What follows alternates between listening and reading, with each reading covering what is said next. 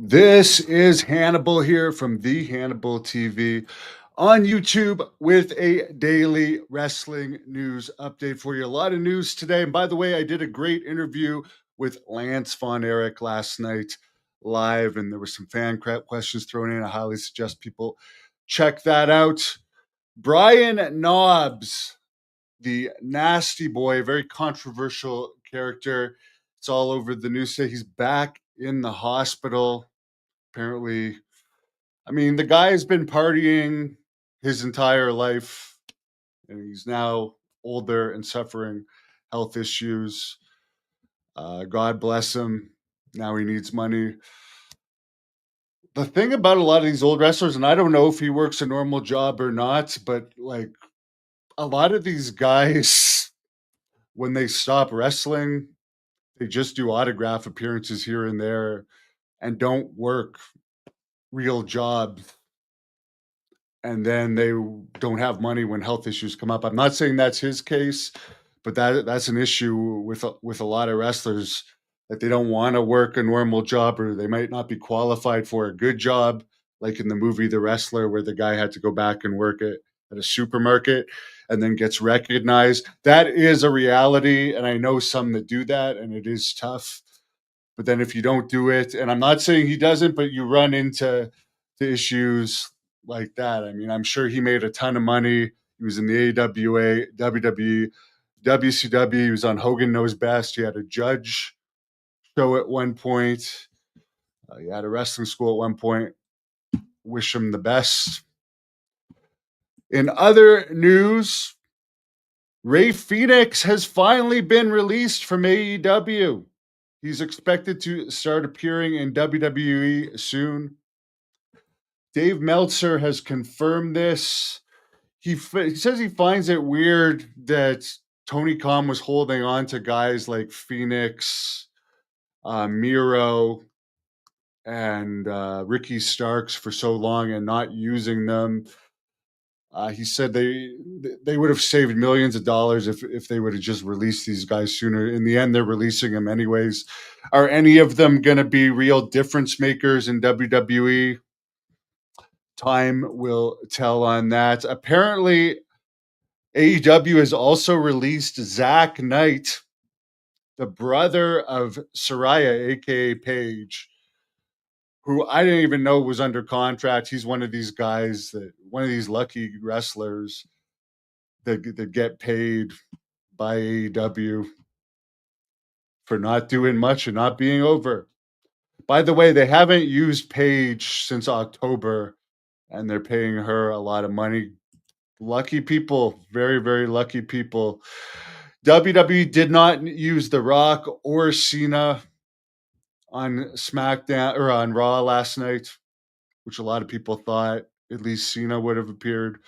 Cody got hurt by rapper Travis Scott in that skit that they did on Elimination Chamber from Toronto, where it seemed like the one thing that wasn't needed was that Travis Scott guy, who people like me who do not like rap music didn't know who he was, but they have their reasons for doing it.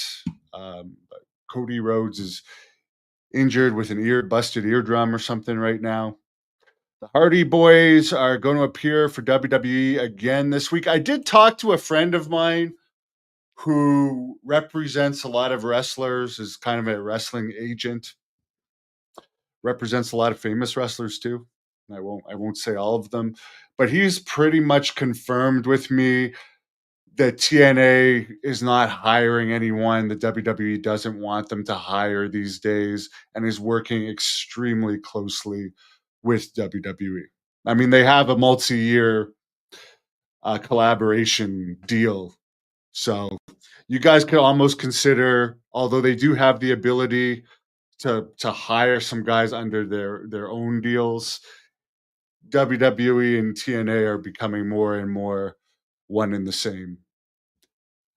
And that might be one of the reasons why they released PCO recently, because he always had heat with Shawn Michaels, who runs NXT. I've talked to Marty Jannetty in the past couple of days, him and Bagwell have worked out their issues. The one thing I will mention that Buff Bagwell has his supporters that are like obsessed with saying that he's cleaned himself up. He's a lot better than he was in 2020. That's his 2020 mugshot. But for everyone that says he's cleaned himself up, he has two new mug shots here. There's one, there's two. Okay? These are recent mug shots. Very recent. He says one of them is some sort of violation of the legal program he's in that's stemming from this arrest. But stop telling me, please, people, that he's cleaned himself up. You don't clean yourself up and get arrested. And this arrest is from something 4 years ago. Okay, that really makes a lot of sense. You're convicted of something 4 years ago, and then they just randomly arrest you and mugshot you twice. Doesn't make any sense at all. He's been a liar his entire life. I wish him the best, but the people that take Buff Bagwell at his word, God help you. And by the way, ask Butterbean how fun it was to be around him when they lived in DDP's house there, which was like a house that he had bought for people going through his program that I guess he has since sold. He was looking for attention, and they've made up. They've squashed it, and good for them. He got it. He got his attention out of it. All I'm saying is you don't get arrested twice from something that happened back when you looked like this 4 or 5 years ago for no reason. There's reasons for that. Anyways, guys, wish you a great night, and please check out my interview with Lance Von Erich. And there's Jack Kilby, a former probation officer, says he violated the terms of his release and thus was reincarcerated for a period of time. It's standard practice for offenders in the community who are non-compliant. There you go, from a legal person who still works